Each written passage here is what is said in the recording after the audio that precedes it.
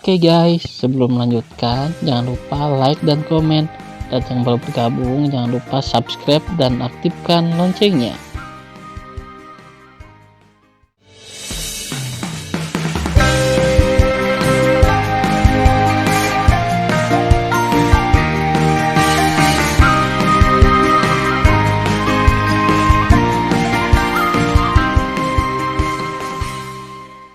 Episode 426. Melanjutkan cerita sebelumnya. Suara mendesing. Jin Suzi tidak berani gegabah, membalik tangan kanannya, membawa cahaya pedang yang menembus awan, dan pergi. Boom! Saat kedua lampu pedang bertabrakan, badai susulan yang kuat menyapu langit puluhan ribu mil. Tiba-tiba, langit runtuh, membentuk kehampaan yang gelap. Yuwen Jinglun dan Jin Suzi yang kelelahan terangkat ke udara. Yuwen Jinglun, mati. Jin Suzi menusukkan panah berdarah, melakukan tendangan voli untuk membunuh Yuwen Jinglun. Ketika dia muncul di depan Yuwen Jinglun, Wei Kuan, wakil komandan organisasi hukuman surgawi, tiba-tiba muncul dari belakang Yuwen Jinglun, dan kekuatan kematian melonjak di tubuhnya, seperti kabut gelap, menyelimuti Jin Suzi. Tepat sebelum Yuwen Jinglun menghadapi Jin Suzi, Wei Kuan menggunakan jimat tembus pandang, diam-diam mengikuti Yuwen Jinglun, siap menyerang kapan saja. Ketika Jin Suzi dalam kekuatan maut yang melonjak buru-buru menyerang mengejar Yuwen Jinglun, Wei Kuan telah memotong pinggang Jin Suzi dengan pedang. Wei Kuan tidak memotong leher Jin Suzi, tetapi memilih pinggangnya, yang cukup untuk menunjukkan kelihayannya. Dia tahu bahwa bahkan jika dia menyelinap di bawah cedera serius Jin Suzi, dia mungkin tidak akan berhasil. Wei Kuan tahu bahwa daerah leher Jin Suzi relatif kecil, sedangkan daerah pinggangnya beberapa kali lebih besar. Jika dia memotong lehernya, dia pada dasarnya bisa melarikan diri dengan aman, tetapi jika dia memotong pinggangnya, dia mungkin tidak yakin. Itulah yang sebenarnya. Kamu tidak tahu malu untuk menyelinap menyerang sambil mengawasiku. Kamu tidak tahu malu. Jin Suzi menjerit histeris. Meskipun dia lolos dari nasib buruk karena dipotong menjadi dua dengan pedang, dia dipotong menjadi luka dengan organ dalam yang terlihat dalam di perutnya. Luka itu sejajar dengan sisi kanan dari sisi kiri perut.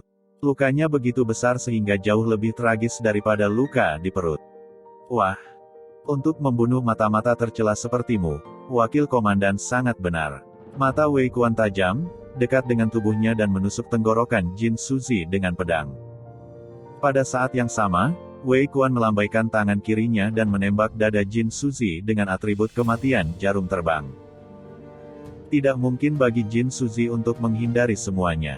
Dia membalikkan pikirannya dan membiarkan lusinan jarum terbang menembus dadanya, dan dia mencoba yang terbaik untuk menghindari pedang mematikan Wei Kuan.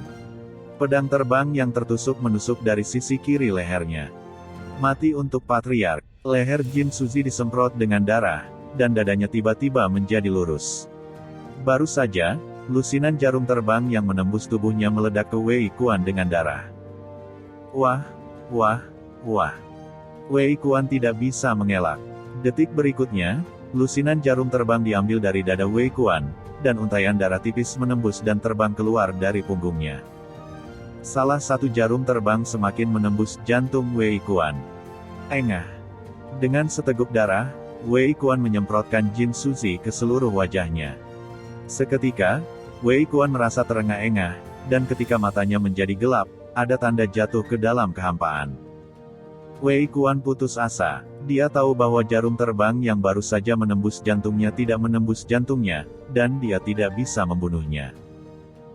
Tetapi pada saat ini, dia tidak memiliki kekuatan untuk melawan, dan tidak dapat lagi berurusan dengan Jin Suzi yang dekat dengannya. Serangan diam-diam semut mol tidak bisa membunuh patriark ini, matilah. Ketika Jin Suzi hendak membunuh Wei Kuan, Tan Yun dari belakangnya, dan dia keluar dari udara, dan tiba-tiba meraih Jin Suzi dengan tangannya yang besar. Jin Suzi sangat marah. Saat ini, tidak ada yang bisa memahami kemarahan Jin Suzi. Karena jika dia tidak terluka parah, dia bisa membunuh Tan Yun, Tian Lao, Wei Kuan dan Huang Fu Guchong dengan tamparan, tetapi sekarang semut di matanya seperti lalat yang tidak dapat diusir melibatkan diri bersama-sama. Bagaimana dia tidak marah? Jin Suzi harus menyerah mengejar Wei Kuan dan memutuskan untuk menangkap Tan Yun dulu. Akibatnya, dia bergerak 100 kaki ke kiri dan menghindari telapak tangan besar Tan Yun. Begitu tangan kanannya berbalik, sekelompok pedang tiba-tiba mekar dan menembak Tan Yun. Tan Yun terkejut. Dia masih tidak bisa mengelak ketika dia menunjukkan langkah surgawi Hongmeng. Tiba-tiba, 10 pedang Zhang memotong tangan kanan Tan Yun yang memegang pedang itu. Sialan, Tan Yun, yang kehilangan tangan kanannya, benar-benar marah. Dia meraung seperti binatang buas di tenggorokannya, dan dia menyapu lengan kanan yang kehilangan tangan kanannya, meledakkan kekosongan, dan menabrak Jin Suzi. Hancurkan untuk Patriark. Jin Suzi memukul lengan kanan Tan Yun dengan pedang. Engah. Dalam pedang terbang darah, pada saat lengan kanan Tan Yun terputus dari sikunya, Tan Yun benar-benar memainkan permainan yang mematikan. Dia mengambil kesempatan untuk berbelok ke samping dan memukul Jin Suzi dengan tangan kirinya. Pompa. Aliran darah menyembur keluar dari mulut Jin Suzi. Setelah dihancurkan sejauh 100 kaki, dia bisa melupakan rasa sakit dan segalanya, tetapi dia tidak bisa melupakan bahwa Tan Yun membunuh putra sulungnya dan Tan Yun menghancurkan putra keduanya. Tan Yun, kamu bajingan kecil, pemimpin ini tidak hanya akan membunuhmu, tetapi juga pergi dengan sukses. Kembalikan nyawa anakku. Dalam menghadapi kebencian, Jin Suzi benar-benar menjadi gila. Pada saat yang sama, kesadaran spiritualnya terkunci. Mereka yang terluka parah hampir tidak memiliki efektivitas tempur. Yuan Jinglun, Tian Lao, Huang Fu Guchong dan Wei Kuan. Patriark, berbahaya bagimu untuk pergi ke sini. Yuan Jinglun berkata dengan cemas, gemetar dalam kehampaan. Tuan, lari. Tian Lao, Huang Fu, Guchong dan Wei Kuan tidak bisa menyelamatkan.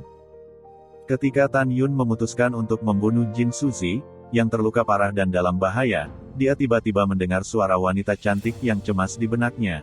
Tuan, saya Yingying. Tuan, saya Yingying, saya bersembunyi di belakang Anda 100 mil di kehampaan. Tuan, tolong bawa Jin Suzi. Dia tidak pernah berpikir bawahan akan menyergap di sini sekarang. Mendengar pidato itu, Tan Yun sangat bersemangat, dan wajahnya masih mencibir. Jin Suzi, kamu binatang tua, bersembunyi di Huangfu Seng Songku, berencana untuk menempati sarang murai. Kamu pantas mendapatkan kematian putramu. Oh, ngomong-ngomong, biar ku tebak, putra keduamu seharusnya Jin Shaohong, dan putra tertua seharusnya Jin Shaoxian. Ah, haha, sekarang aku memikirkan fakta bahwa Jin Shaohong dibunuh olehku, hanya menyisakan jiwa suci dan Jin Shaoxian mati tanpa seluruh tubuh. Aku merasa hebat. Putramu pantas mati. Mereka akan mati jika mencoba menghancurkan Huangfu Sengsong. Setiap kata Tan Yun membuat Jin Suzi marah. Aku harus membunuhmu. Jin Suzi mengejar Tan Yun di udara. Tan Yun ketakutan setengah mati, berbalik dan lari. Segera, Tan Yun terbang melintasi 100 mil di udara dan melarikan diri tanpa melihat ke belakang. Meskipun Jin Suzi terluka, dia sudah lebih cepat dari Tan Yun. Ketika dia terbang lebih dari 100 mil dengan marah, Tuoba Yingying keluar dari lautan awan dengan pedang dan memotong leher Jin Suzi. Jin Suzi bereaksi dengan cepat. Tubuhnya tiba-tiba berhenti. Kemudian dia bersandar ke belakang untuk menghindari pedang dan berteriak dengan marah, kamu, semut mol dengan 5 tingkat nadi ilahi, berani membunuh pemimpin klan ini. Dalam deru kemarahan, sosok Jin Suzi melintas dan muncul di depan Tuoba Yingying, pompa. Sebuah pedang menembus jantung Tuoba Yingying, pikirnya. Seperti semua orang tahu, Yingying tidak punya hati sama sekali. Pompa. Jin Suzi mengeluarkan pedang terbang yang menembus dada Tuoba Yingying dan memenggal kepala Tuoba Yingying dengan busur pedang. Saudari, Tan Yun berpura-pura putus asa, dan berteriak dengan memilukan, Jin Suzi, aku bertarung denganmu. Dengan marah, Tan Yun mencengkeram pedang suci dengan tangan kirinya, dan berbalik untuk membunuh Jin Suzi. Tan Yun sangat cerdik. Pertama-tama, dia berpura-pura sedih untuk membuat Jin Suzi lebih yakin bahwa Tuoba Yingying sudah mati.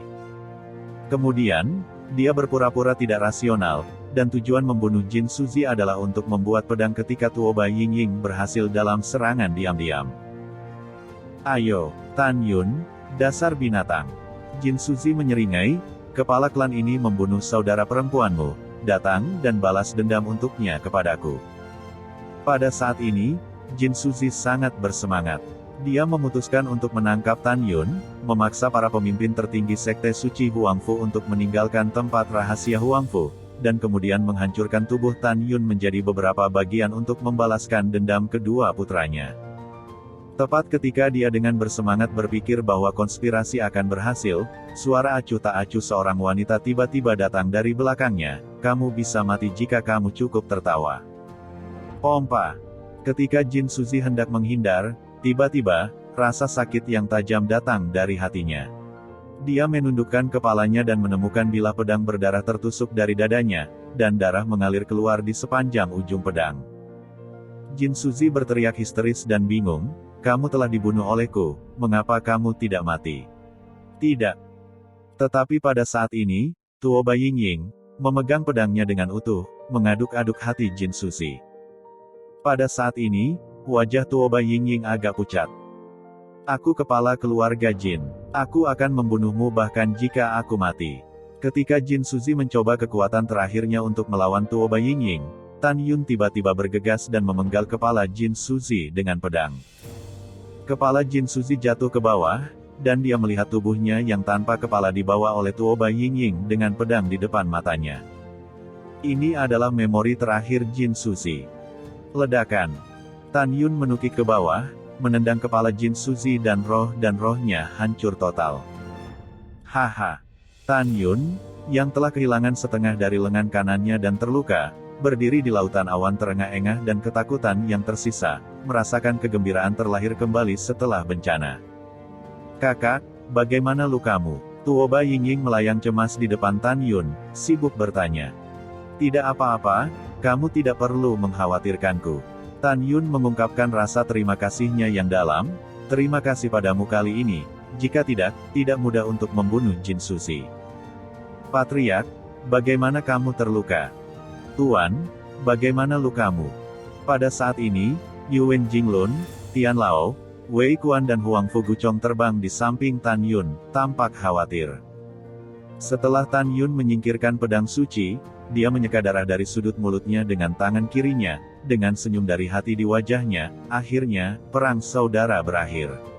Kalian telah bekerja keras. Layani Patriark dan Tuan, dan bawahan tidak akan pernah mati. Kata keempatnya serempak. "Yah, kamu kembali ke gunung kuno Huangfu dan tunggu aku. Aku akan ganti baju dan datang," kata Tan Yun. Kemudian, Tuo Bai Yingying dan keempatnya terbang ke gunung kuno Huangfu 700.000 mil jauhnya. Setelah 5 orang pergi, tubuh Tan Yun tiba-tiba menyusut dan kembali ke ukuran normal. Kesadaran spiritualnya menyelimuti pegunungan yang hancur di bawah. Dia menunjukkan tangan kanan dan lengan kanannya ke langit. Dia dengan cepat mengeluarkan jubah ungu dari cincin surga dan bumi dan mengenakannya di tubuhnya. Kemudian, kendalikan lengan yang patah di bawah siku kanan dan hubungkan dengan lengan kanan. Terakhir, kendalikan tangan kanan yang patah dan hubungkan dengan pergelangan tangan kanan. Setelah melakukan semua ini, tangan kiri Tan Yun melepaskan kekuatan spiritual, membentuk perban seperti lingkaran emas pucat dan memperbaiki lengan kanannya. Suara mendesing. Tan Yun terbang di udara dan mendarat di pegunungan, melihat kera iblis yang terluka parah, dan buru-buru memeriksa luka-lukanya. Pada akhirnya, Tan Yun diam-diam menghela nafas lega. Meskipun kera tua itu terluka parah, dia paling banyak pulih. Itu dapat dipulihkan dalam 1 bulan. "Tuan, apakah yang dia sudah mati?" kata kera yang membunuh iblis dengan suara lemah. "Ya, dia sudah mati." Tan Yun tersenyum dan berkata, "Selanjutnya, kamu bisa menyembuhkan lukamu dengan tenang." Kemudian, Tan Yun memuat kera pembunuh itu ke lantai 7 menara suci terbaik yang indah. Butuh 2 menit lagi dan terbang turun di alun-alun Tiangong. Pada saat ini, semua orang terluka, tetapi wajahnya penuh kegembiraan. Setelah itu, kesadaran spiritual Tan Yun menyelimuti Dan Tailong, yang berada 1 juta mil jauhnya di pegunungan, serta para pemimpin senior dan murid dari berbagai divisi, tanpa keraguan. "Paman kakek, sekarang mata-mata dan pengkhianat ditangkap. Tolong bawa semua orang ke sini." Jika ada yang berani melarikan diri secara pribadi, mereka akan dibunuh. Mendengar pidato itu, Dan Tailong membungkuk dan berkata, "Ini adalah Patriark." Kemudian Dan Tailong melepaskan kesadaran spiritualnya dan menyelimuti semua orang. Segera, dia meminta tingkat tinggi setiap divisi untuk mengorbankan perahu roh, membawa para murid dan mengikutinya ke gunung kuno Huangfu. Dalam perjalanan, Shen Subing, Mu Mengyi, Zhong Wuxiao, Sue Zian dan Namong Ruksue sangat senang. Semua murid tampak bersemangat. Selain itu, Tan Tailong telah menggunakan indera spiritual untuk mengunci semua senior dan murid. Begitu seseorang melompati tembok dengan tergesa-gesa dan ingin mengancam putri-putri Mumeng, dia pasti akan membunuh. Perahu roh itu melaju kencang menuju Huang Fugusan. Di dek kapal roh, air mata mengalir di mata indah Zhong Li Yuxin. Dia tahu bahwa Zhong Libo, kepala pelayan yang ditangkap oleh leluhur Tan Yun, berada dalam bahaya. Pada saat yang sama, dia juga mencari kesempatan untuk melarikan diri. Pada saat ini, perahu roh yang berisi divisi formasi, dari gerbang dalam dan gerbang suci tingkat tinggi, semua dengan senyum di wajah mereka. Menurut pendapat mereka, selain layanan berjasa, hanya Feng Yun, leluhur besar divisi formasi, yang memimpin leluhur divisi formasi untuk membuat pencapaian besar dalam perang hari ini. Patriark pasti akan melihat divisi formasi di masa depan. Di antara semua pemimpin tingkat tinggi dari divisi Arai, hanya Feng Qingcheng, kepala divisi gerbang suci, terlihat rumit dan tidak tahu harus berpikir apa. Wosh, wosh. Ratusan perahu roh yang membawa orang-orang terbang dengan mantap dan mendarat di alun-alun Tiangong. Dalam perjalanan ke keramaian, Tan Yun telah memberikan suara kepada beberapa wanita nih, sehingga mereka tidak perlu khawatir tentang dirinya.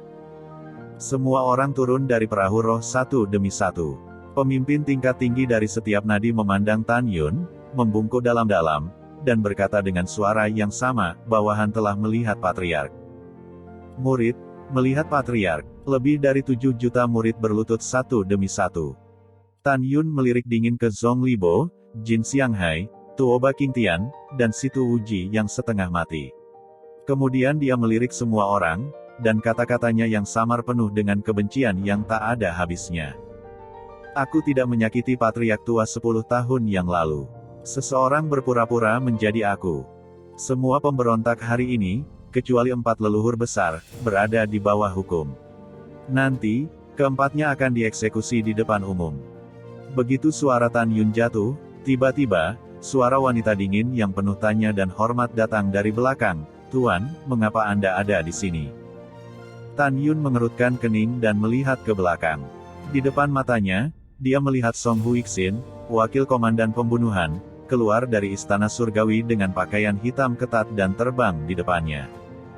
"Huixin, apa maksudmu?" Tan Yun mengerutkan kening. "Bukankah aku membiarkanmu menjaga pintu keluar tempat rahasia? Kenapa kamu datang ke sini?" Alis Song Huixin terangkat, dan firasat buruk muncul. Dia dengan jujur berkata, "Laporkan kembali ke Patriark. Hari ini, bawahan saya membunuh lebih dari 1000 penjaga jin dan petugas kematian yang mencoba melarikan diri dari tempat rahasia. Beberapa saat yang lalu, seseorang berpura-pura menjadi kamu dan meminta bawahan untuk membuka pintu tanah rahasia dan pergi." Mendengar pidato itu, Tan Yun tiba-tiba memikirkan sesuatu dan menjadi marah. Dia hampir menyimpulkan bahwa pria ini adalah pembunuh yang berpura-pura membunuh ayah mertuanya.